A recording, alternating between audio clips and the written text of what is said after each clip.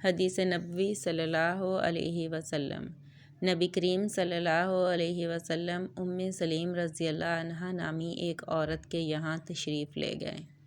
انہوں نے آپ صلی اللہ علیہ وسلم کی خدمت میں کھجور اور گھی پیش کیا۔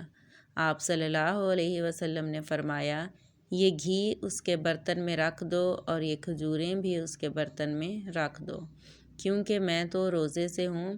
پھر آپ نے گھر کے ایک کنارے میں کھڑے ہو کر نفل نماز پڑھی اور سلیم رضی اللہ عنہا اور ان کے گھر والوں کے لیے دعا کی۔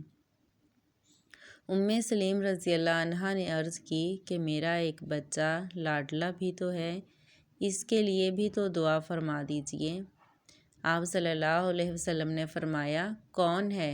انہوں نے کہا، آپ صلی اللہ علیہ وسلم کا خادم انس رضی اللہ عنہ۔ پھر آپ صلی اللہ علیہ وسلم نے دنیا اور آخرت کی کوئی خیر و بھلائی نہ چھوڑی جس کی ان کے لیے دعا نہ کی ہو۔